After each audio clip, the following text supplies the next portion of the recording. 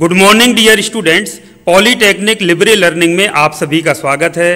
तो BT UP के अंतर्गत जो पॉलीटेक्निक संस्थान हैं उनमें मैकेनिकल इंजीनियरिंग यानी यांत्रिक अभियंत्रण के 5th सेमेस्टर में कौन कौन से विषय आपको पढ़ने हैं, उन विषयों का महत्व क्या है और पढ़ाई की सही शुरुआत आपको किस तरह से करनी है, आज के इस वीडियो में हम डिटेल में जानेंगे। तो बच्चों, जैसा कि आप जानते हैं मैकेनिकल इंजीनियरिंग के अंतर्गत भी बहुत सारे स्पेशलाइजेशन यानी 5 स्पेशलाइजेशन चलते हैं बीटी यूपी में। उसमें पहला है जैसे प्रोडक्शन, दूसरा है ऑटोमोबाइल, तीसरा है कैड, चौथा है आरएसी और 5वां है रिपेयर एंड मेंटेनेंस।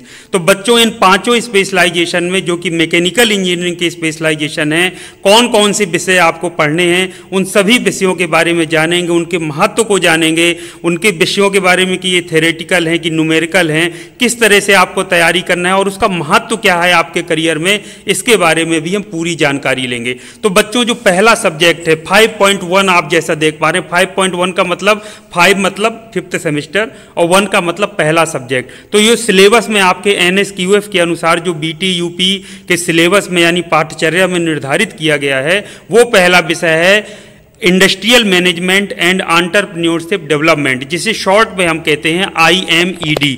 IMED को हम हिंदी में कहते हैं औद्योगिक प्रबंधन एवं उद्यमिता विकास।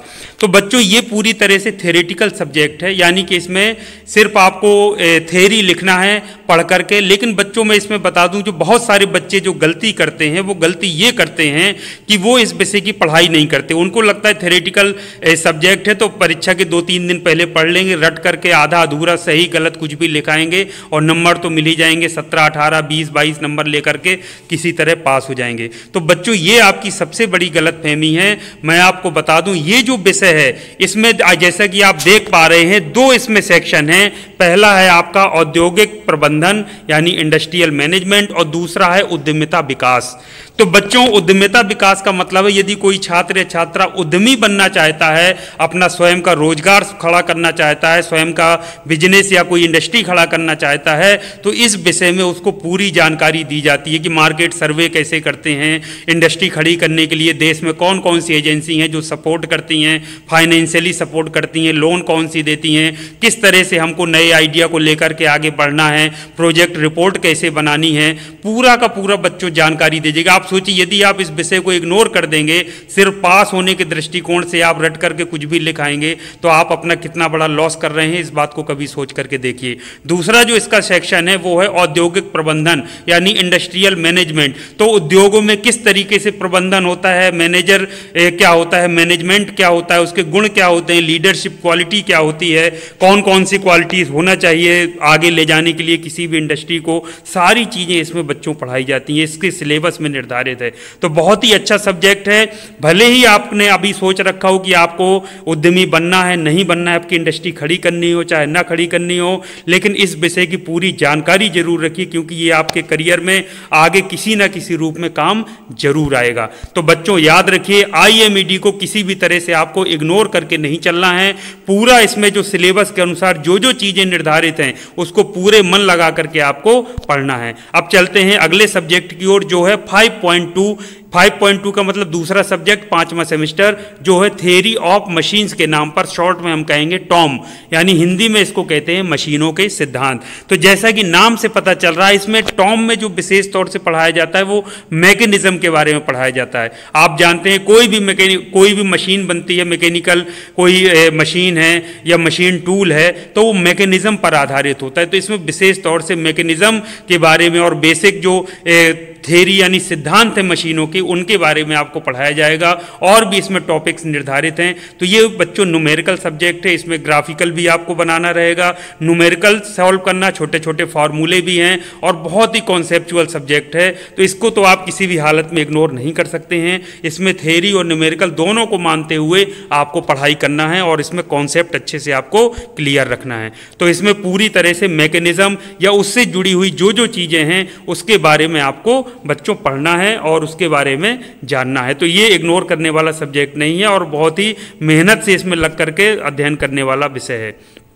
तीसरा बच्चों हैं मशीन डिजाइन 5.3। मशीन डिजाइन को शॉर्ट में हम एमडी कहते हैं। मशीन डिजाइन या हिंदी में इसको हम मशीन अभिकल्पन भी कहते हैं। तो बच्चों ये जो मशीन अभिकल्पन का विषय है, मशीन अभिकल्पन का सीधा मतलब है मशीन के जो अंग हैं उनकी सुरक्षित विमाएं ज्ञात करना। तो ये सुरक्षित विमाएं ज्ञात करने के लिए इस विषय में आप देखेंगे कि अप्लाइड मैकेनिक्स यानी अनुप्रयुक्त यांत्रिकी जो विषय आप फर्स्ट ईयर में पढ़ चुके हैं, और मॉस या सॉम या फिर स्ट्रक्चरल मैकेनिक्स के नाम जो सिविल में पढ़ाया जाता है उससे हमें मतलब नहीं है। मॉस के नाम पर जो मैकेनिकल में पढ़ाया जाता है उसके सारे कॉन्सेप्ट आपको इसमें यूज होने वाले हैं। यानी सुरक्षित विमा ज्ञात करने के लिए किसी मशीनी अंग की वो सारे फार्मूले आपके लगेंगे। तो यदि आपने पहले गलती की है पढ़ने में तो अभी भी मौका है वो सारे फार्मूलों को फिर से रिवाइज करना पड़ेगा, याद रखना पड़ेगा, तभी आप इसके न्यूमेरिकल सॉल्व कर पाएंगे। तो ये पूरी तरह से न्यूमेरिकल सब्जेक्ट है।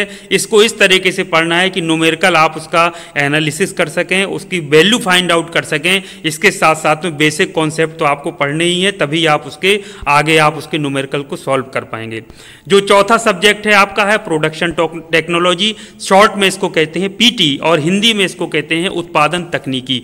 बच्चों ये जो विषय है उत्पादन तकनीकी या प्रोडक्शन टेक्नोलॉजी, इसमें विशेष तौर से जो कटिंग टूल होता है, जैसे कटाई करते हैं मशीन टूल में लगा करके, तो उसका पदार्थ किस चीज का वो बना होता है, पदार्थ कौन सा प्रयोग होता है, कितने प्रकार के होते हैं कटिंग टूल्स। इसके अलावा जो मशीन टूल्स, जो बड़े बड़े मशीन टूल्स यूज होते हैं इंडस्ट्री में या आपके वर्कशॉप में भी रखे होते हैं, जैसे आपका लेथ हो गया, मिलिंग हो गया, शेपर हो गया, प्लेनर हो गया, इस तरीके की जो सारे मशीन टूल्स है उसके बारे में आपको पढ़ना है। तो इस वाले सब्जेक्ट में विशेष ध्यान देने वाली बात यह है कि इसमें आपको पूरी जो एक्चुअल वर्किंग है मशीन की वो देखनी पड़ेगी। लैब इसकी वर्कशॉप में होती है, वहां जाकर के आपको लैब में जॉब बनाना पड़ेगा। तो ये बच्चों एनिमेशन से देखने वाला समझने वाला सब्जेक्ट है, एक्चुअल वर्किंग मशीन की देख करके समझने वाला सब्जेक्ट है, और बढ़िया से साफ स्वच्छ चित्र बनाकर उसका सिद्धांत, उसके लाभ अलाभ, पूरे के पूरे सभी चीज़ों के बारे में, टूल कैसे मूव करता है, ये इस तरीके का सब्जेक्ट है। तो थ्योरेटिकल आप इसको मान सकते हैं। एक आध दो न्यूमेरिकल हैं कहीं पर,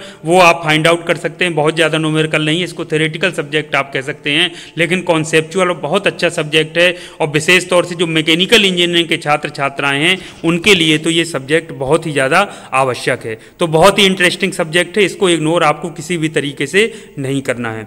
अगला पांचवा जो सब्जेक्ट है वो है प्रोडक्शन मैनेजमेंट, शॉर्ट में इसको कहते हैं पीएम और हिंदी में इसको बोलते हैं उत्पादन प्रबंधन। तो नाम से पता चल रहा है, यानी उत्पादन जहां पर भी हो रहा हो वहां पर प्रबंधन किस तरह से करते हैं। तो production planning and control, inspection या क्वालिटी कंट्रोल कैसे होता है। तो ये बच्चों जब आप किसी इंडस्ट्री में काम करने के लिए जाएंगे, कहीं पर भी नौकरी करेंगे, तो वहां यही कॉन्सेप्ट ट्रेनिंग के रूप में आपको फिर से सिखाए जाएंगे।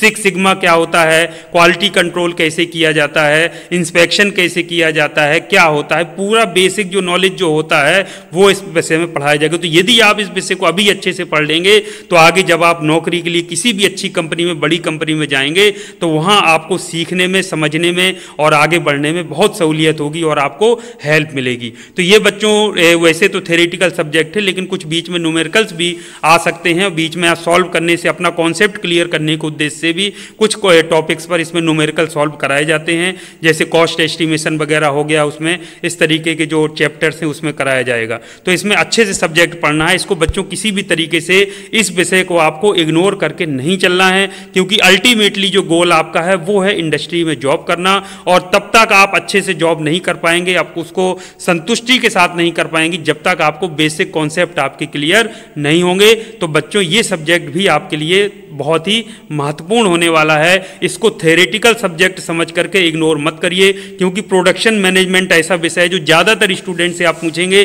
तो कहेंगे अरे ये तो थ्योरेटिकल सब्जेक्ट है, कुछ भी पढ़ लो, कुछ भी लिखाओ, पास तो हो ही जाएंगे, 17, 18, 19, 20 नंबर आ जाएंगे, उतने नहीं। आपको इसके कॉन्सेप्ट सीखना है ताकि आप इंडस्ट्री में सर्वाइव कर सकें, आगे बढ़ सकें, इसलिए ये सब्जेक्ट आपके लिए बहुत महत्वपूर्ण है।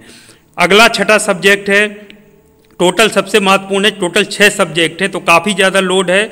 छठा जो सब्जेक्ट है वो है ऑटोमोबाइल इंजीनियरिंग। तो ऑटोमोबाइल इंजीनियरिंग बच्चों मैंने आपसे बताया कि 5 स्पेशलाइजेशन है, तो ये जो छठा सब्जेक्ट है ये स्पेशलाइजेशन के हिसाब से है। तो ये जो ऑटोमोबाइल सब्जेक्ट है ये 3 स्पेशलाइजेशन के बच्चों को पढ़ना है। जो ऑटोमोबाइल के स्टूडेंट हैं, जो प्रोडक्शन के और कैड के जो स्टूडेंट हैं, उनको ये विषय ऑटोमोबाइल इंजीनियरिंग बच्चों पढ़ना है। तो ये छठा सब्जेक्ट है ऑटोमोबाइल इंजीनियरिंग। किसके लिए? ऑटोमोबाइल स्पेशलाइजेशन, प्रोडक्शन स्पेशलाइजेशन और कैड स्पेशलाइजेशन स्पेशलाइजेशन के जो बच्चे हैं उनको ऑटोमोबाइल इंजीनियरिंग पढ़ना है छठे सब्जेक्ट के रूप में।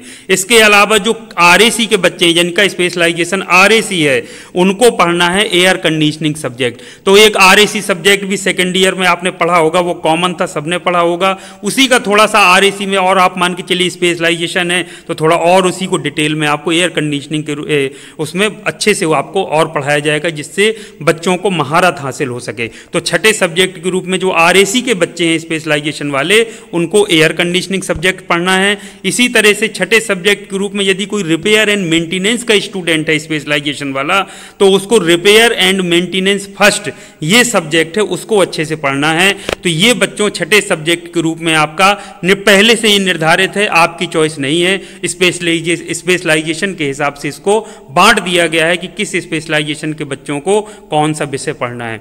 तो बच्चों इस प्रकार से आपने देखा कि टोटल 5वें सेमेस्टर में मैकेनिकल इंजीनियरिंग में कुल 6 सब्जेक्ट पढ़ने हैं सभी स्पेशलाइजेशन के बच्चों को, जितने भी मैकेनिकल इंजीनियरिंग के स्पेशलाइजेशन चलते हैं BTUP के अंतर्गत पॉलिटेक्निक संस्थाओं में। तो बच्चों एक चीज मैं और आपको बता देता हूं, जब छठे सेमेस्टर में आप पहुंचेंगे तो बहुत सारे ये सब्जेक्ट हैं, वही छठे सेमेस्टर में थोड़ा सा और आगे आपको पढ़ने में हेल्प मिलेगी यदि आप अभी अच्छे से कॉन्सेप्ट क्लियर करके चलेंगे।